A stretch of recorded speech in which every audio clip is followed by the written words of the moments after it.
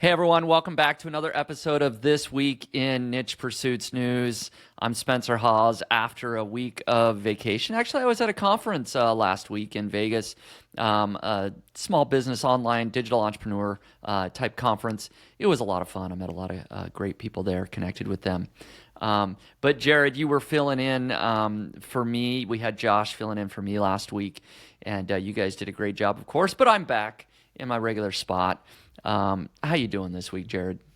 Well, after seeing the agenda for today, I'm feeling a little overwhelmed, to be quite honest with you. But other than that, I'm feeling great. Yeah, we have so much to cover here. We were just trying to review, I've got about a dozen tabs open in front of me, and we're trying to review, and it's like, you know what, we just need to hit record because it's going to take us another hour just to review everything. And so this truly is live, guys. I mean, we're just recording. We've studied, but there is so many updates that have happened within the last week that, yeah, we're going to try and cram it all in here for you guys. So the very first... I feel like... Sorry, I just had to make a little joke because it was what was on my mind. You know, the old movie Anchorman, where they're like, don't you know whatever you put on the teleprompter, he'll read? That's what I feel like right now, because we just got this long list of things we're going through, and a lot of this we're going to have fresh takes on that we haven't really been able to discuss beforehand. So it's going to be, that's just the nature of what happens when there's so much news to report on. Yeah, and that's why we do this, is because invariably there is always more information to cover, which makes this industry very exciting. Now, we are going to try and have time for our side hustle shenanigans and our weird niche sites. We will definitely get to those. I will just say that while I was at a conference, it sparked a weird niche site, and so I'll explain how I got that somebody, shared an idea with me.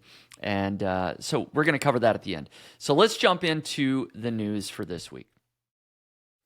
Before we jump into this podcast, Brandon Gailey, the founder of Rank IQ, who is also the sponsor of this episode, will share an exciting finding from a 1-year organic traffic study of Mediavine and Raptive bloggers. Thanks for allowing me to come on and share this with your audience. So, we recently did an extensive study comparing Mediavine bloggers who are active RankIQ users versus Mediavine bloggers that don't use RankIQ. This gives you a nice apples-to-apples comparison of established bloggers who are typically using some kind of keyword research tool like RankIQ. Our study looked at 2,300 Mediavine blogs and the organic Google traffic that they've received over a 12-month period. We also segmented the bloggers in the study into 3 groups by their traffic size. Across all 3 traffic segments, the study found that Mediavine bloggers using RankIQ ended up with an increase of 4.68 times the monthly Google traffic of the Mediavine bloggers not using RankIQ. We did the same study with 1,100 AdThrive bloggers, which is now called Raptive. And across all 3 segments, we found that Raptive bloggers using RankIQ ended up with an increase of over 5 times the monthly Google traffic of Raptive bloggers not using RankIQ. For those of you that don't know about RankIQ, we are the only SEO toolset made just for bloggers. RankIQ has a hand-picked library of the lowest competition, high-traffic keywords for every niche and a content optimization tool that guides you in creating the most helpful kind of content that Google loves. To see the results of this study and find out more about RankIQ, hit the pause button right now and go to rankiq.com. That's rankiq.com.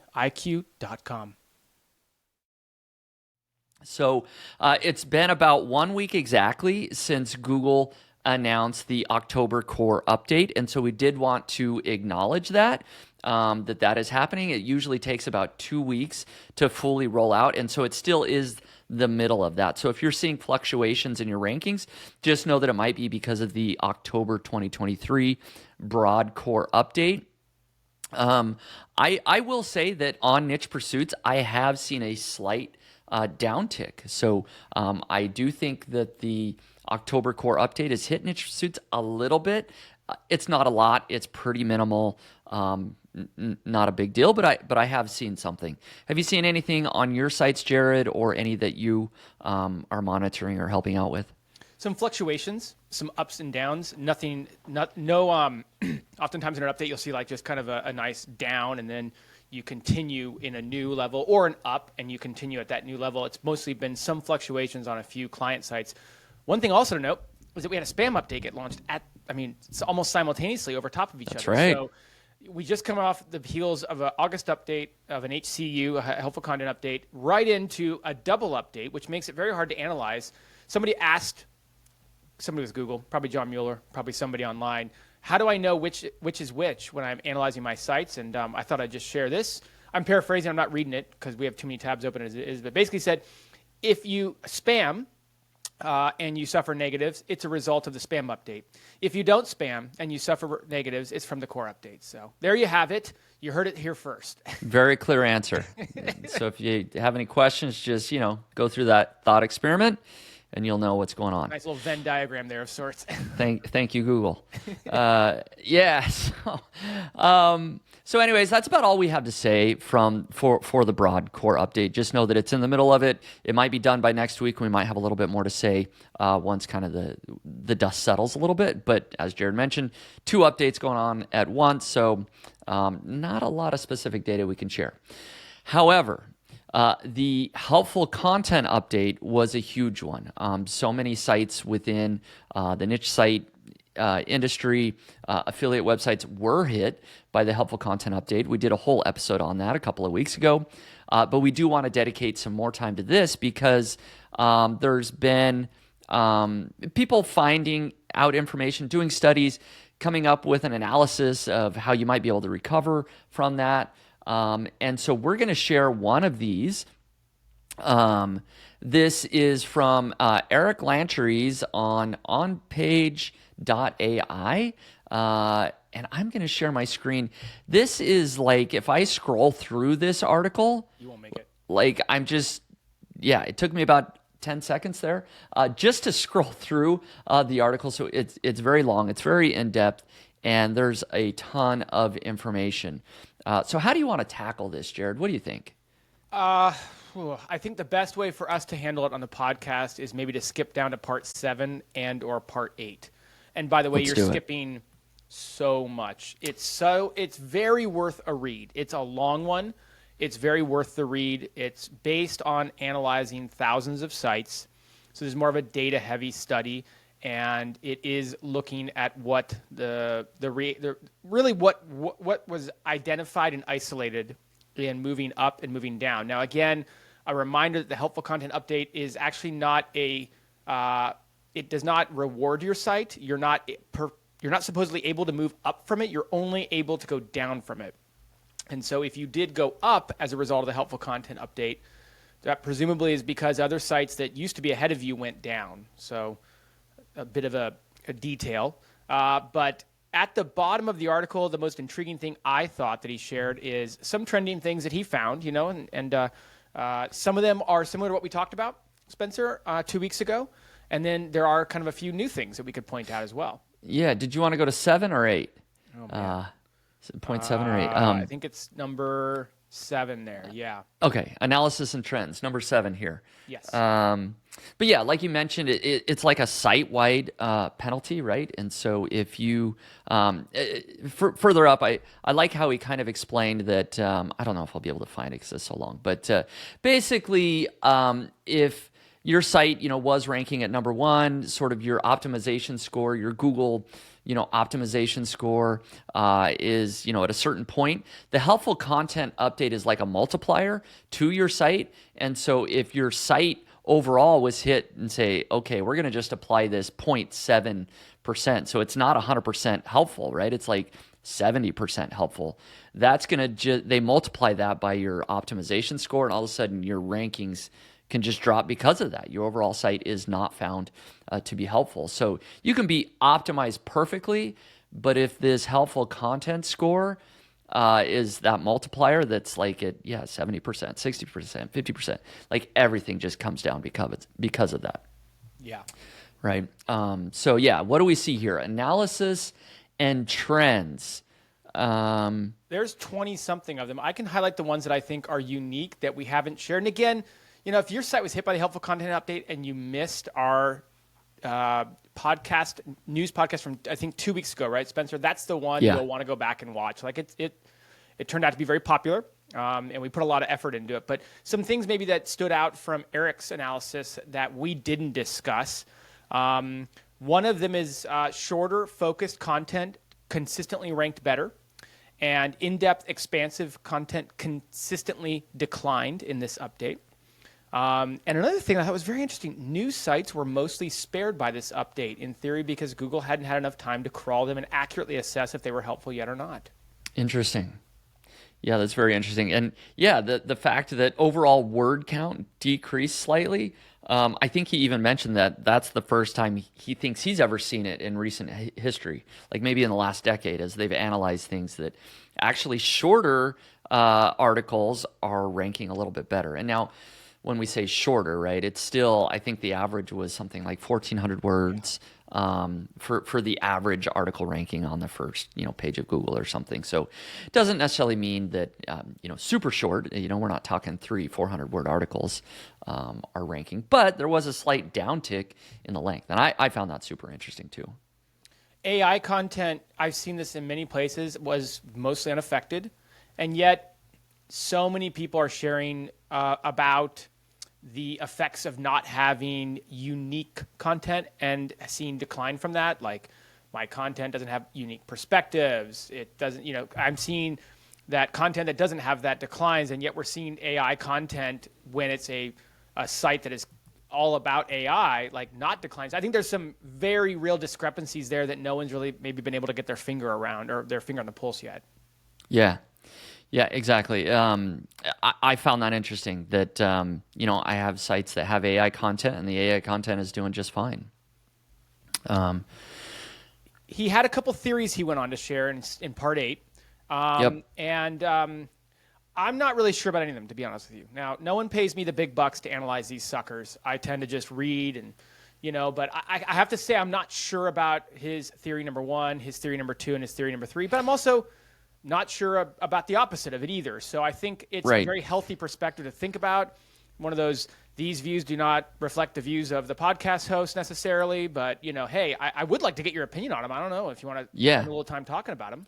Yeah, absolutely. And I'll just sort of echo that thought, is that even Eric, he says these are theories. He's not necessarily saying, hey, I know everything. He's just saying, based on this data, here's some theories, and they may or may not be right. He's just kind of throwing out his ideas. And so, yeah, I think it's great if we can have some back and forth about, hey, this doesn't quite jive with what we're seeing. But yeah, so he's got three theories here that we can cover. So theory number 1, and again, Spencer and I are just coming in hot in all this here. But basically this idea that the August core update was almost like a first pass in lieu of the upcoming helpful content update, with the idea that Google's trying to find a way to minimize how many pages they crawl on the internet. There's just too much to crawl nowadays, and isolating websites in the core update that might be problematic for further analysis would then just allow them to kind of semantically be assumed to get a helpful content negative classifier. And so basically by pre-qualifying billions of pages as helpful by virtue of, where we can talk about this, by virtue of having recurring visitors, Google wouldn't have to process the world's largest websites with their AI classifier. This could explain how the August core update and September helpful content update work together to process the web in a more efficient manner. The August core update refined and increased, I believe, I should put that at the front of it, I believe, Eric saying this, that the August core update refined and increased the weight of these user metrics, direct visitors and recurring visitors, which is why we initially saw an increase on forums, Reddit, and Quora, and on and on and on. Interesting to think about recurring visitors as a metric. Now, that in theory sounds very much in line with some of the things we're going to be talking about coming up here in the news, right? The result of click data and that coming out, user-generated. So very interesting, right? Yeah, I would say it's very interesting, and there's kind of 2 parts to that. The initial part is where he kind of says, hey, we think Google needed to sort of filter out a bunch of sites so that it was easier to crawl the web. I don't know how you feel about that. That seems kind of an interesting theory. I mean, I think about Google, this massive company. They've been crawling the entire internet. Are they really struggling with space to be able to crawl everything quicker? Well, we know they've had indexing issues over the years. That's true. That's true. I suppose they haven't. And Google has said that a lot of articles are not indexed, even if they're great, right? There's been some talk about that. So it's an interesting theory, to sort of say that. And then yeah, you also get the other side of the coin of this theory about, people doing sort of navigational searches, recurring visitors, right? If that's happening, it must be a helpful website. What do you think about that? I think in general, this falls in line with a lot of the other things that are getting said. Brand, have a brand. What does a brand mean? It means that you have a brand, right? People will actually know your brand. They'll search for your brand. They'll look for you. This is all building upon a lot of the other elements we are seeing in the HCU. So there's certainly something to say, like, maybe, yeah, certainly maybe. I mean, it's a very detailed analysis. I don't know if I would feel that sure about all the components in there, but I can't argue against it. Yeah, and then, here in red is sort of his finding of, hey, how do you recover? He says, I believe that one way to recover from the update is to improve your site's metrics by increasing the quantity of navigational queries seeking your website. So people type in niche pursuits, right? We'll find nichepursuits.com, right? That would be a navigational query. Alternatively, the other way to recover would be to enhance each page of your website so that the AI classifier deems the majority of your pages as helpful. So let me give you an example of this I saw in the wild recently. Nathan Gotch, who is on Twitter and has been publishing, content around SEO for a long time. And we'll be on the Niche Pursuits podcast less than a week from today. Oh, a little reveal there. I'm There not you go. used to revealing our upcoming guest, but there you heard It just from- happened. You Just heard it happened. from Spencer first. There we go. He will be live next week, right? I didn't check Yeah, the next calendar. week on Wednesday. Next week on Wednesday. So there you go. Here's something he's doing, and I think it plays nicely into what Eric's talking about here. He will release a YouTube video, and he'll tweet about it, and he'll say, hey, here's the video. And then in the comment, he'll say, go over to YouTube and search Nathan Gotch, and it's the first video you'll find. That's an example of him playing the algorithm to increase YouTube's trust of Nathan Gotch as a brand by asking his people to go search for his brand name to find the video rather than just clicking a link. Yeah, I think that's smart, right? It does. It sort of invokes this trust. Hey, people know this guy. And I would imagine that, yeah, Google search works the same. More people are searching for this thing, so maybe it's actually a helpful website.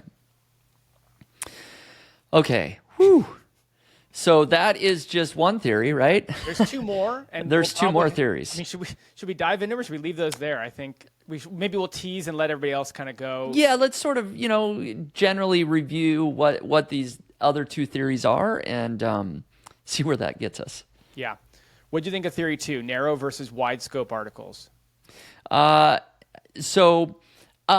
think it's kind of generally the way we've always thought about niche websites in a way, right? The theory has always been, hey, if your website is focused on a very specific niche, like it should do better. That hasn't always played out, right? Because we always see these general sites like Forbes or you name it that do well on all topics. And so this takes it like at a more microscopic level, right? Within the page itself, like, okay, this article is very narrowly focused on fleece ferret hammocks, right? One of my favorite niches ever that I went into. Instead of just like much more broad, right? He gives an example of how to clean a bathroom floor, and within that article, you go off topic discussing the history of bathroom floors. This could potentially be negatively impacted by the helpful content update. Exactly. Right. Yes. You know? Exactly. Mm-hmm. And we've seen this. We've talked about it in the podcast before with recipe blogs, and it's like, hey, you want the recipe? And by the way, he's not talking about where the answer is in the content, but just how much of the answer is actually in the content. With recipes, we talk about both where it is in the content and how much of it is there. Like I need a chocolate chip recipe. The recipe takes up 200 words, and instead I get a history of the family tutelage of grandma and great grandma and all that. And so how off topic is this, and how relevant is this? Right. Exactly. So staying on topic is a good thing, right? I mean, that's sort of the end theory here is like do your best to really focus on the subject at hand. Theory number 3, which he says is the least likely of the scenarios, but basically like your website gets classified as a certain type of website and then judged accordingly.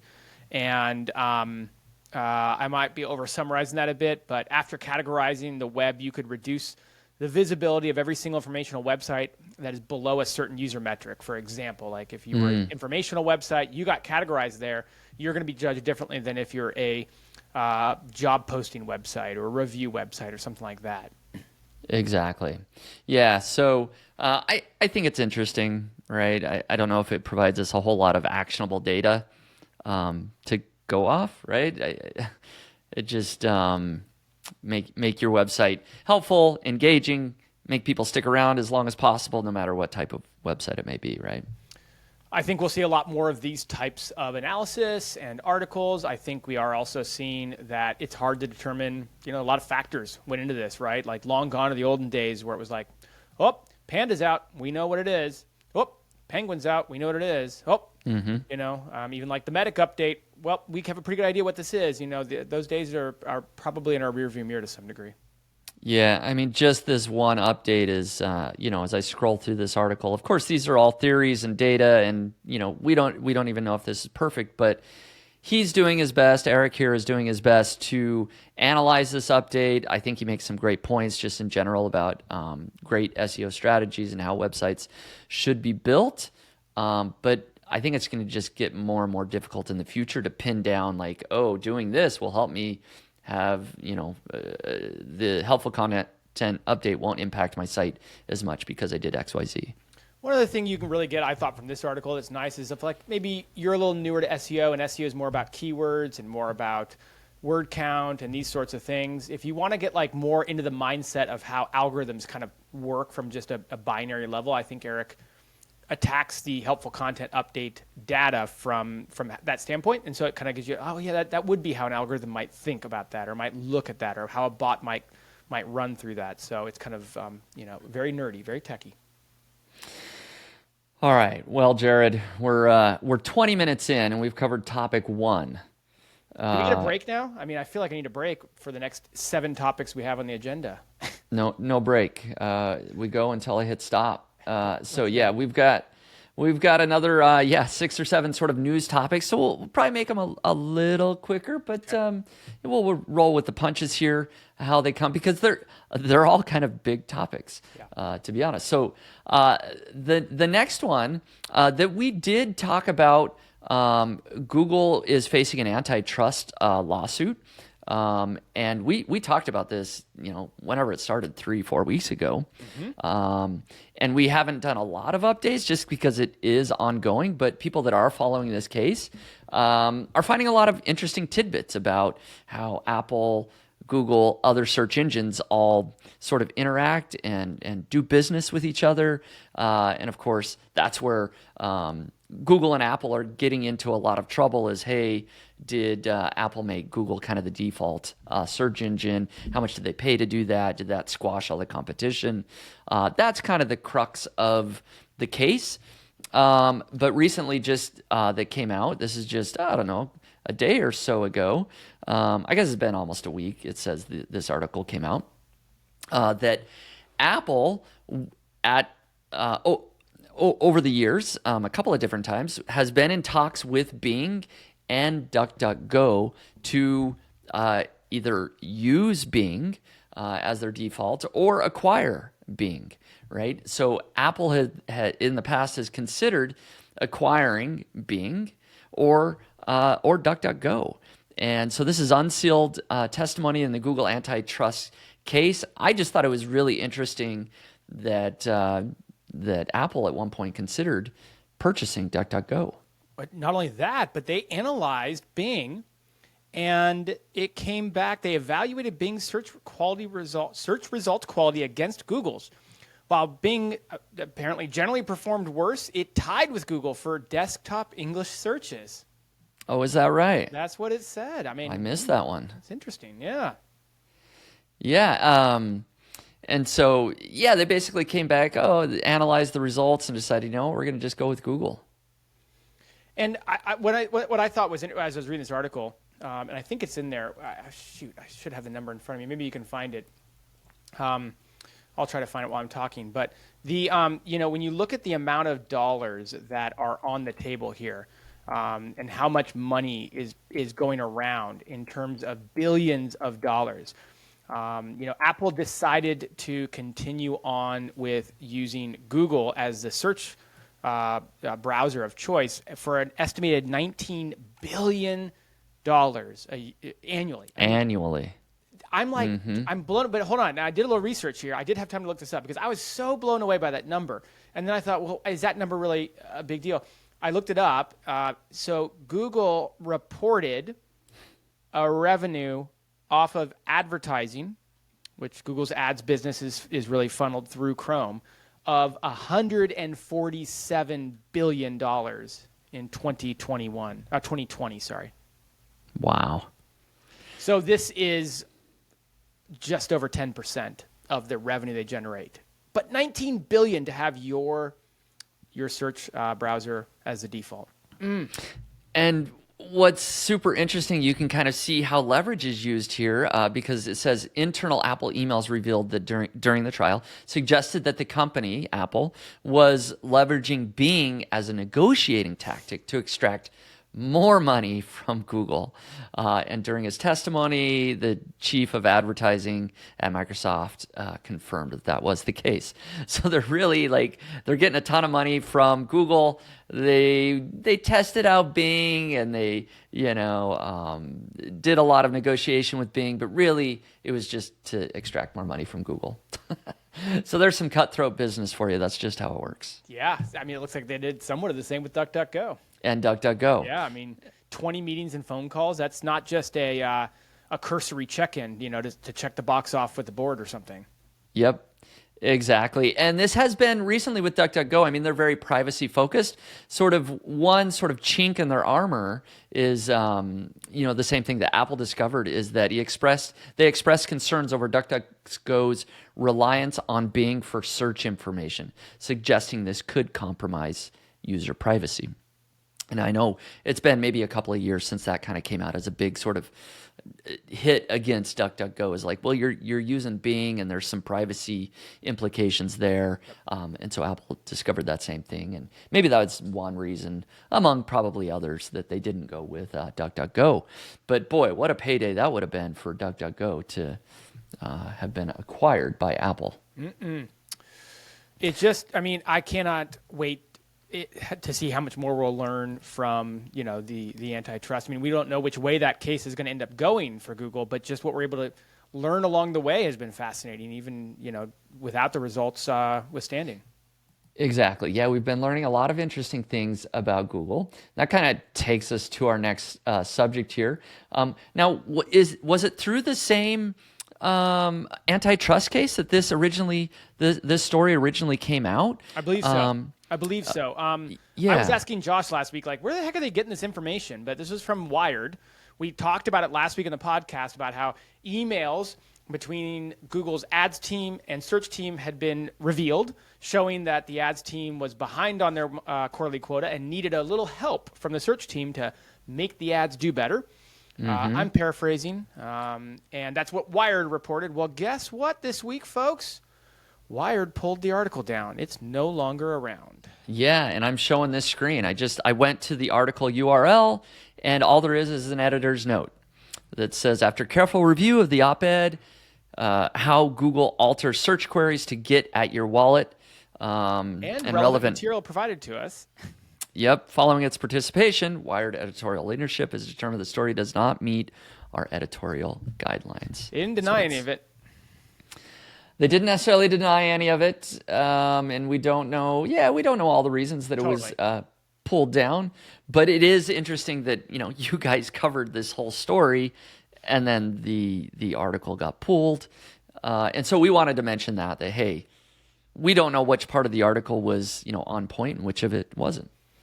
Gotta be careful here, Spencer. Careful, going to happen to, we cover too much of this stuff. We're going to get in hot water here. We're going to be testifying before Congress. Where were you on the day of the careful. podcast, Spencer? You were not present with Josh and Jared. That's right. Where were you? What happened?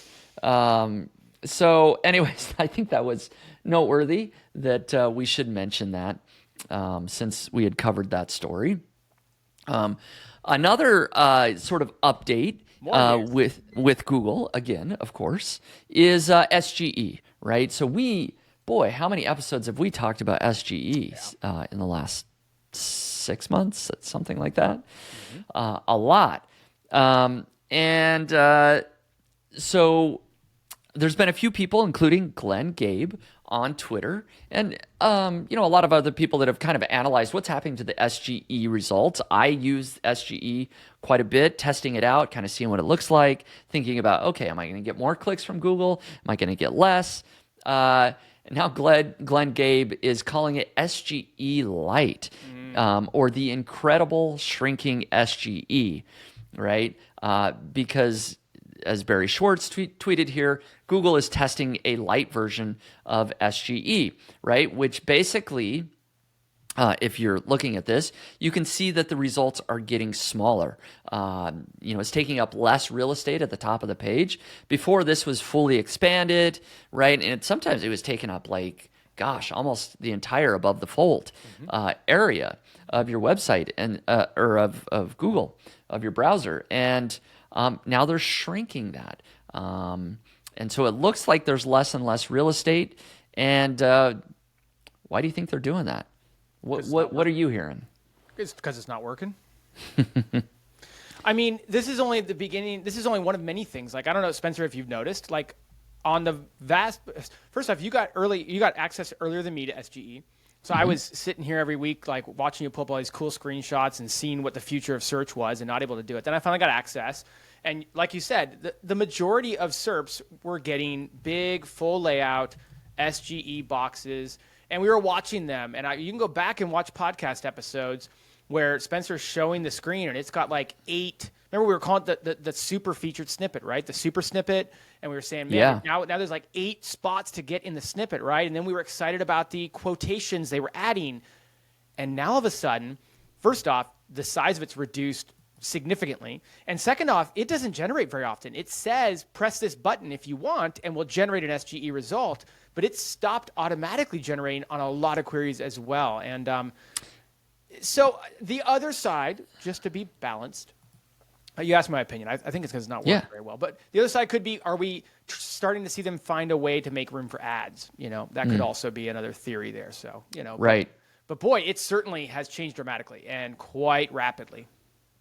Yeah, definitely. And I would call this good news for SEOs, right? 100%. Hey, maybe there's some less uncertainty about the future. Maybe SGE is not going to be taking up as much real estate or taking as many clicks, right? I'll share my tab. I just did a search for best smartwatch, right? And you got tons of sponsored ads at the top. And then it did generate an SGE result. It's 2 sentences. Is all there is. You have to click show more, right? And then you're already into the SERPs, right? Yeah. So that is significantly less real estate. I wish I could remember some of the queries that we had done in earlier episodes, right? So I could compare them. Oh, you had a best Bluetooth speaker for something, and maybe you're right. Best outdoor party or something like that, wasn't it? There was something. Look at that. Best Bluetooth speaker doesn't even generate. That's what I was talking about just now. You have to hit the generate button. Yep. Interesting. And then even when you generate, I think it's going to be the small. Well, we'll see. Actually, I haven't done a ton of these. Who has time for this? When you hit generate, it generated the full SGE, That's right? what we're used to seeing right there. Wow, good grief. That's even bigger than what we used to see. This is in our early testing. That's week 1 style, the first week you got access right there. Let's do an informational query, how to clean something, how to clean hardwood tile, a TV screen. It popped up on my. Do it. Go for it. Okay, it is generating something here. Of course, that is much smaller, significantly. And if you saw this, what I've always complained is how slow it is, right? Like, if I weren't on the podcast, I probably would have scrolled through and already clicked on this first result. You know, the old school snippets. This took, a few seconds to generate, and so what happened to all the images that were always present on the right hand side? I gotta click the open button for those to get generated. Okay, there they are. You don't get those unless you hit open, which that had a visual appeal to it that did kind of engage you and draw you into the SGE, right? Mm-hmm.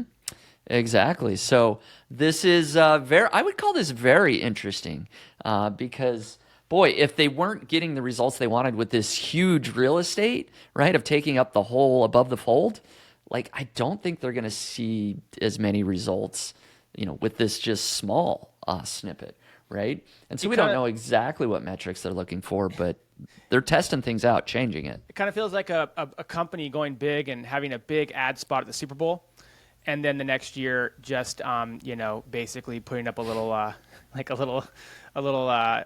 logo in the corner that says this Super Bowl is brought to you by one of 700 sponsors, and it's just your little logo there. It's like it feels like a big retreat in terms of taking everybody back all the way. Like, Google's an ad company, and so they're trying to figure out how to continue to make money by delivering more and more of what people want. And it's this careful balance between giving people what they want so they keep coming back and generating money.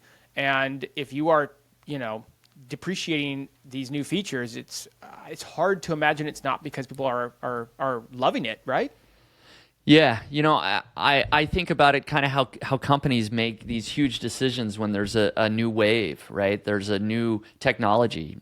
This case, of course, is with AI. ChatGPT just took the world by storm. Yeah. And Google said, we better respond and respond quick. And their quick response, and kudos to them, right, is this amazing technology that can generate results. But now maybe they're dialing it back a little bit. And I do think about other companies, notably Meta, Facebook, right? They changed their name to Meta because of this whole NFT, virtual reality, alternate universe trend. Like, it was hot for like 6 months. And Mark Zuckerberg said, we're going all in. This feels good. We're changing our name to Meta. And now it's they keep laying people off. They keep laying people off, and it's kind of like a laughing stock. It's because, like, oh man, if you bring up NFTs and the metaverse, like, it's not a thing anymore. And so,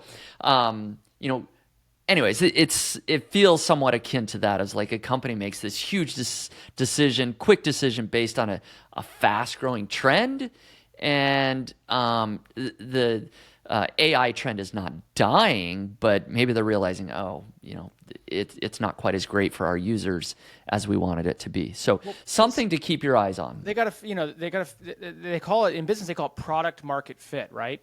And you just went through how it doesn't fit the market. Well, they didn't even figure out how to get their product into it, which is ads.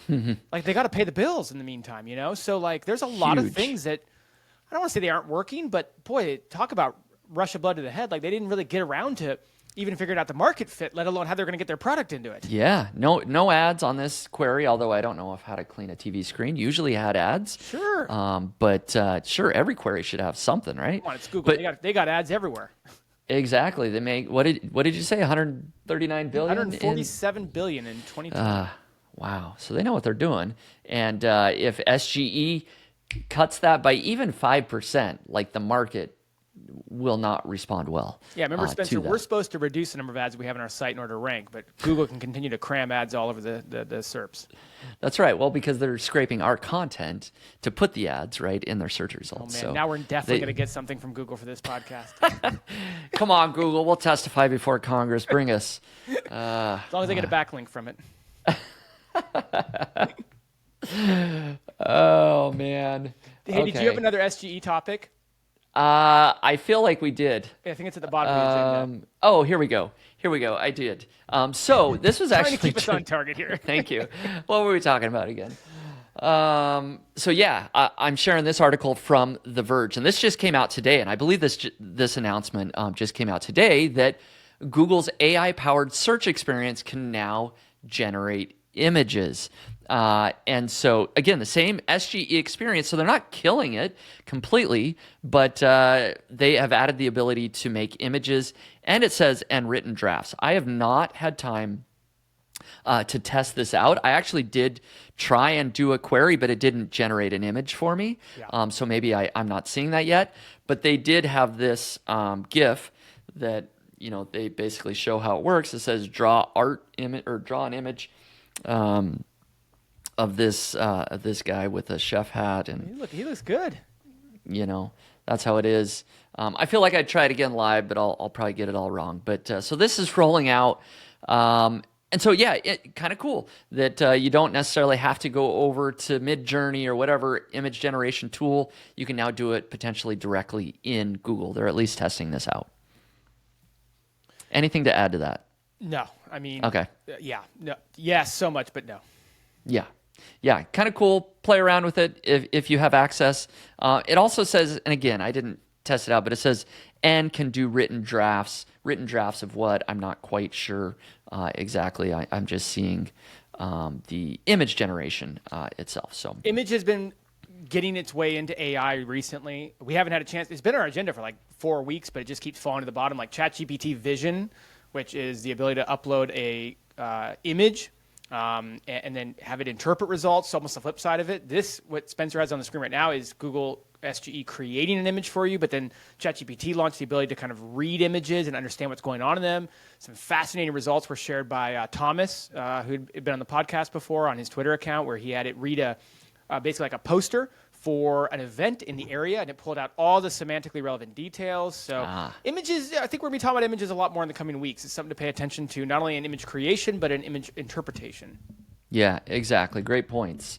Okay. So let's move on to the next news topic here. This is also information that came out of the Google Antitrust lawsuit. And this came out a little while ago, about a week ago, I think, again, in some leaked documents that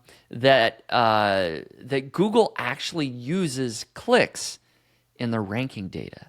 Right? So for years and years, when people asked, Google always said, hey, we're not using clicks in ranking data. It's all about relevancy. It's all about how helpful the content is, how optimized the page is, right? It doesn't matter if people come and click one website and then go to the other website and the result. Turns out they actually are. They actually are using clicks to help rank websites, right? That could be, click-through rate, right? The more people the higher rate of people that click on a result, that might help it improve. It could be what's called pogo sticking, where you go to one result, one website, and then you come back to the Google results and you click on another one, and you might do that a few times. And then, the theory is that the website you end up on and stay on the longest, that must be a better website than the other two that you came back from, right? So there's all these things, and that has implications because that's kind of like, it toes the line of privacy data, right? Of like, okay, is Google tracking individuals? Why do they know so much information about individuals? Is that really private data, right? But the big picture here is, again, that Google is using some sort of click data in rankings. Supposedly the data is tokenized, which means that it strips all of your personalized information out of it. Also, like, this is one of the few things I think all of us SEOs can agree we've known for a long time, even though it's never been confirmed. Classic example, right? Like, you'll see an article of yours that was on page 2 for a while, or maybe a newer article of yours kind of go into the top page, the first page results of Google, bounce around a bit, and then bounce back. And it's kind of like, what did Google get, like, the analysis of my content wrong? And these are signs that, like, user metrics play a role in it. And obviously we're seeing user metrics play an increasing role. The helpful content update seems clearly targeting poor user experiences, which creates bounce backs, creates shorter time on page, creates less engagement. We've seen them put Core Web Vitals at the front, using data from Lighthouse that they're able to understand and report back to us. So this is no secret, but it all makes sense when you look at it from the the large scenario. And then it does give us some new things. I think the pogo sticking and just some things we kind of had thought about, like, that they obviously pay attention to. Right. And I should give a shout out here to Kevin Indig. This is a blog post on his site. I don't know if I mentioned that. So you can check that out, the implication of Google using click data in ranking. And then he poses the question, how does this change the way that we operate? And just a couple of the bullet points here that are interesting to think about is to pay more attention to design and user experience, since it does impact whether a user comes back or not. Keep optimizing snippets to draw even more clicks. Invest in brand awareness so users recognize domains and click on our domains in search. Keep people on our sites with meaningful engagement, and provide outstanding user experiences. So maybe not anything new per se about what you should do, Reinforcement, but reinforcement and just how important that truly is. We've been saying for a while, a lot of times we'll say, all of us are, I'll say guilty of it. I use air quotes because too much time. I don't have time to explain my reasoning, but we've said, like, hey, prioritize content. Don't worry about your brand. Don't worry about the logo. Don't worry about the color scheme. Like, get the content out of it. That's the most important thing. And those days are, this stuff's all starting to kind of coalesce together rather than being as clear cut as maybe it used to be. Yeah. Okay, I'm taking a deep breath because I think we got through all the news topics. I feel like I need a nap.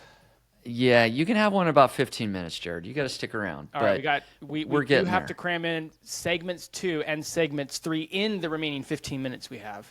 Yeah. And you happen to have a spreadsheet that is excessively large that you may be talking about. So good luck. I forgot what's next. So, exactly. So let's talk first about our shiny object shenanigans just a little bit. I want to take a quick break from the episode to let the founder of Rank IQ, our sponsor, share a cool tactic bloggers are using to get big Google traffic gains. For those of you that don't know me, I'm a blogger just like you. I also host the Blogging Millionaire podcast and have taken 3 blogs in different niches from 0 to 1 million monthly sessions. Bloggers like Megan Porta, who is the host of the Eat Blog Talk podcast, are using RankIQ's keyword library to target low competition keywords to write the majority of their new posts on. 2 years ago, when Megan started using RankIQ, her blog's Google traffic had plateaued at around 30,000 monthly sessions. Megan's monthly sessions have steadily increased over the past 2 years of using RankIQ, and today, her blog is getting close to 200,000 monthly sessions from Google Organic Search. RankIQ's keyword library has a list of the lowest competition, high traffic keyword phrases in every major and minor niche. For example, the food niche library has over 120,000 unique low competition phrases. And those 120,000 are separated into 100 sub-niches like meal prep, air fryer, and baked desserts. All of the keywords in our library have been handpicked by a team of keyword research experts. We are the only keyword tool that does the research for you.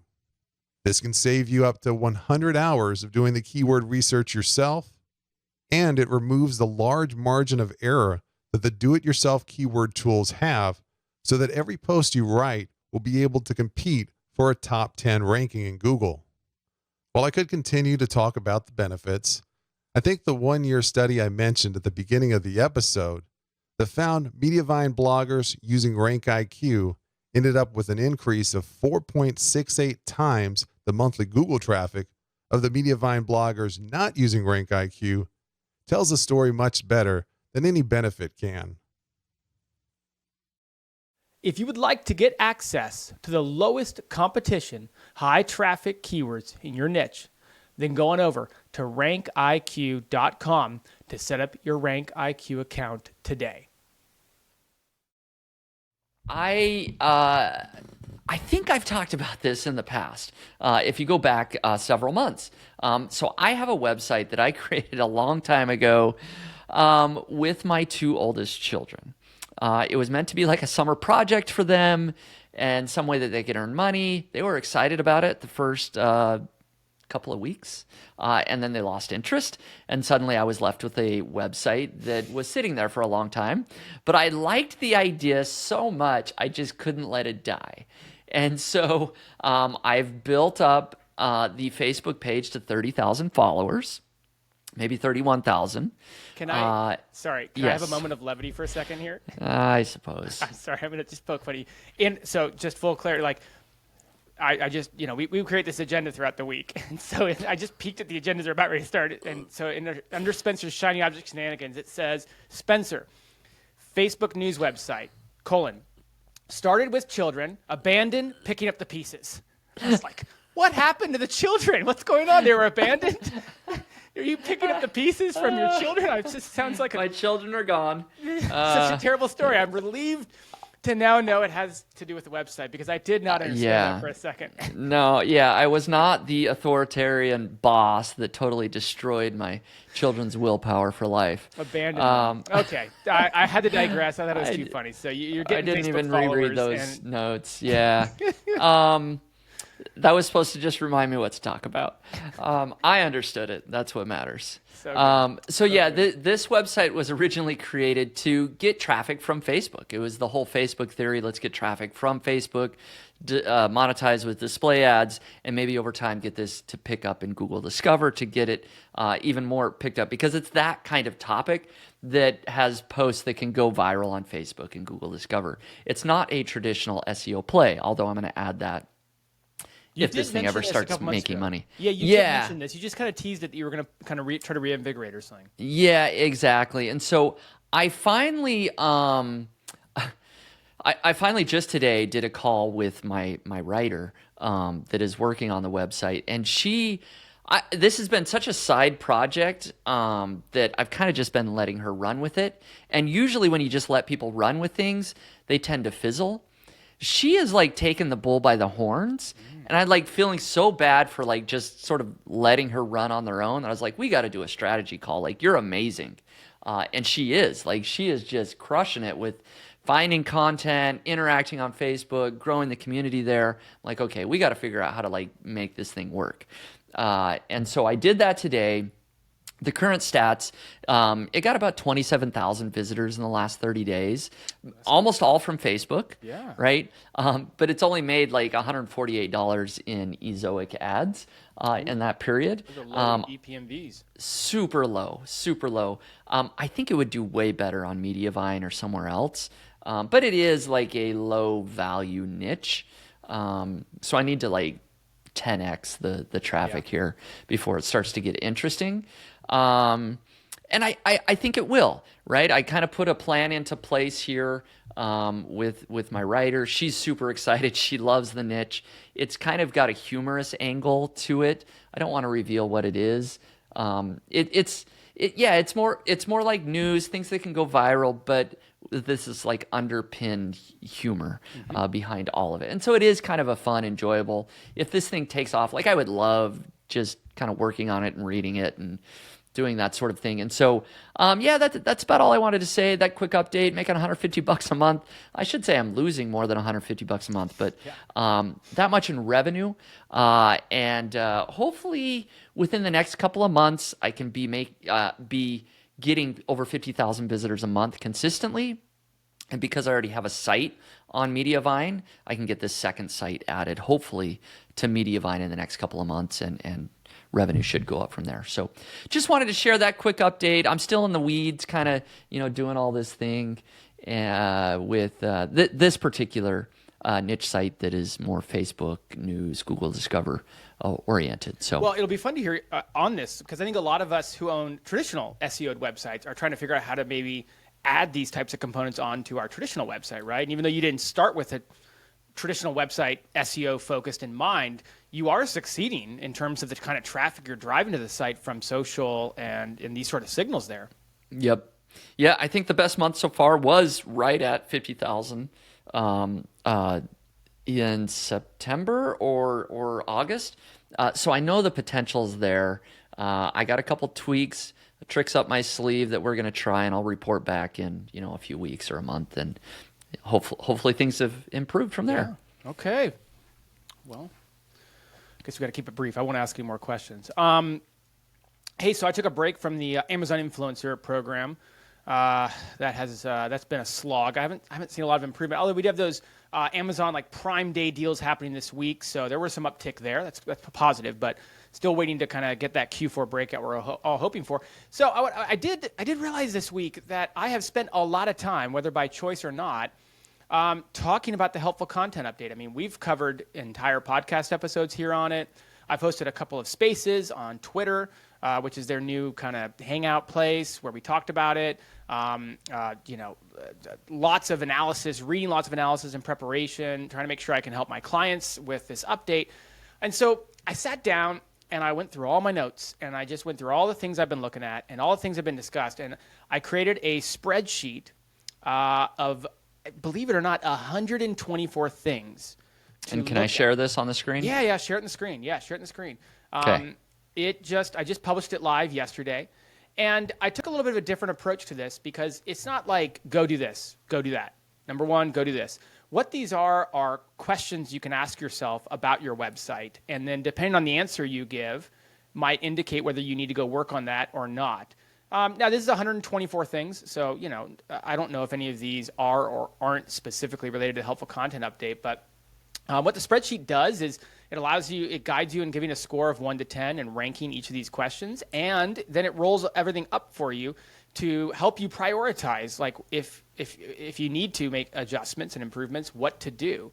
So it's because I don't know about you, Spencer, but the number one question I keep getting asked is, what do I do? Like, what do I do? There's so much that I should focus on or that I could focus on improving.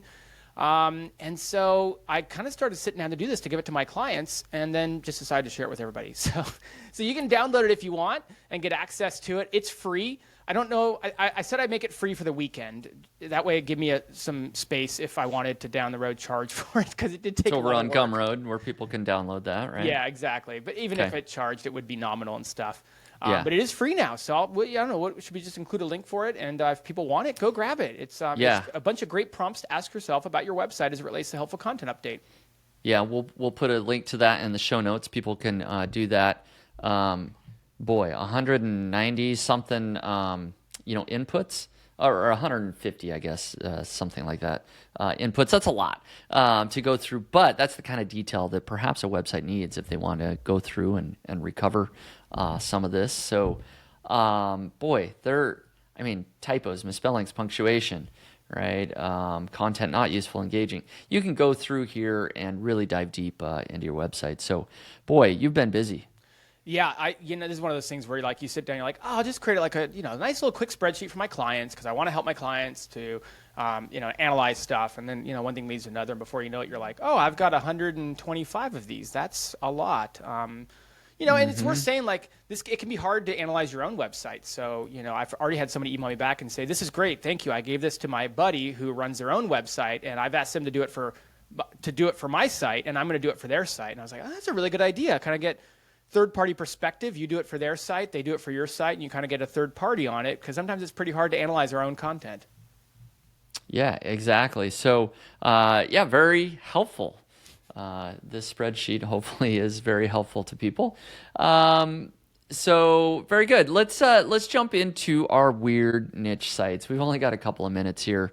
We'll try to go over them here pretty quick. I got my short story that I'll tell about my niche site. I guess I'll go first. But I was at the conference last week, and I was eating dinner with a few people, and a couple of them listened to the podcast, which is awesome. And she said, "Hey, the weird niche site section of your podcast is my favorite part. That is the best part of the whole podcast." And I was like, "Yeah, Jared and I love that. It kind of brings a fresh, humorous perspective." And she said, "I actually have." I asked her, I was like, "Do you have any weird niche sites that you'd like to share?" She says, "I actually do." So I won't give her name because she didn't want to be publicly outed. But she said I could share this niche site. This is not her niche site, but it is a good one. This one is cakerex.com, and it's exactly what you might think it is. These are actually supposed to be professional cake decorators. You know, you go to Costco or you go to the grocery store, right? And you get a cake done for you. Like these are all pictures of cakes basically gone wrong. Cake fails is what we're looking at, right?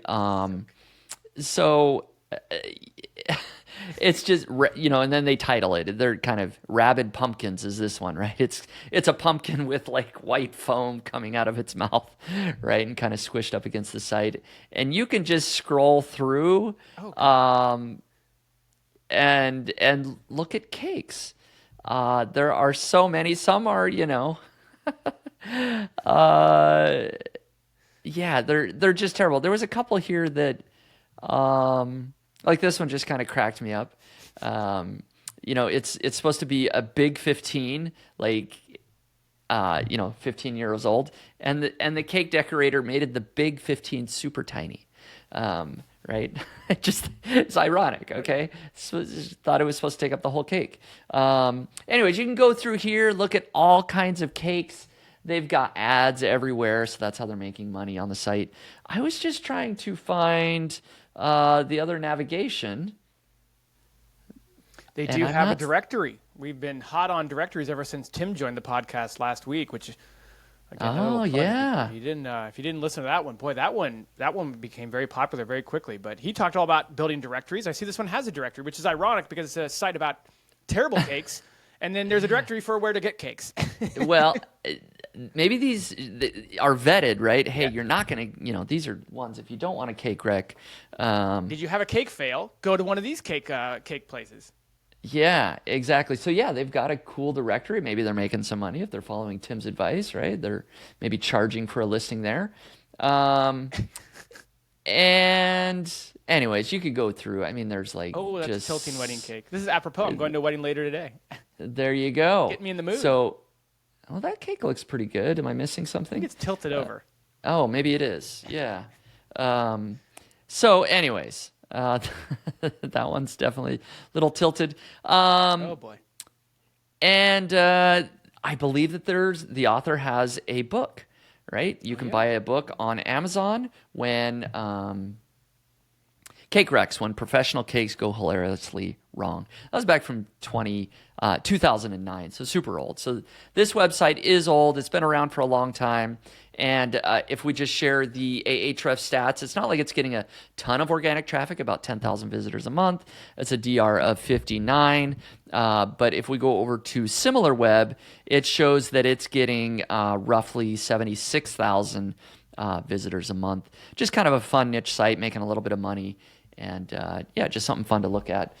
If you want to check out Cake Rex, you can go to cakerex.com. Oh, man, I missed my calling. I was a wedding photographer for 12 years. You know how many pictures I have of cakes? Most of them done well, by the way. But I have been there when a wedding cake toppled over before the reception even started. Oh, man. Yeah. And miss all the pictures. Yeah. Oh, yeah. That was from a hot day. I've also knocked a wedding cake myself. My flash on my camera, I swung too fast. I took out a chunk of the cake. Thankfully, it was before anybody walked into the reception. The caterer figured out how to plug that sucker up. I have a lot of cake fail stories. And right since that day, you've worked online, so you weren't in person next to cakes anymore. Slowly, I've moved away and away from those types of jobs. Away from physical objects. Very good. All right. What do you got for us, Jared? Today, we're looking at historykolored.com. It's, it fits a weird niche. Nothing weird about it specifically, but I thought it was super interesting. Basically, this site started, and I say started because I'm gonna expand on that. It started going back and colorizing old photos that were only black and white. Cool. And that's like a thing in the movies, right? Like Technicolor and like going back and adding color and whatnot. But I just found myself a bit enthralled by some of the photos that they were able to go back and add color to. I mean, you're looking at the kind of the core one that I was looking at as well, which is we're looking at the various presidents of the United States, and they went back and colored them. Boy, we had some really ugly presidents, I'm going to go ahead and say.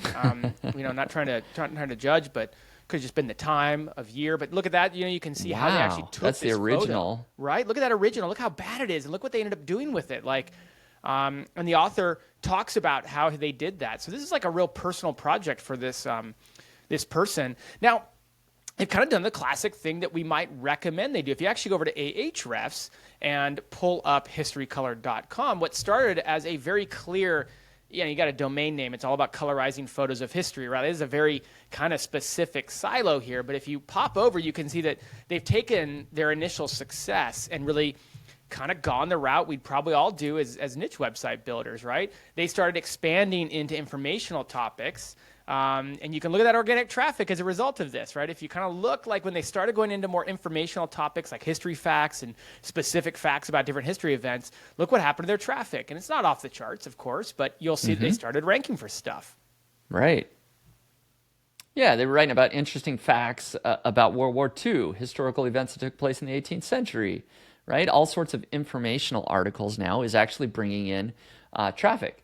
And the majority of traffic, because that's where they search. Yeah. I've never thought to go like search for a colorized photo of, Jefferson Davis or whatever, Thomas Jefferson, or, just name some figure from history. But certainly you're always looking for like different interesting tidbits about Winston Churchill or something, Yeah, very interesting. And I have to wonder if some of these pages just go viral.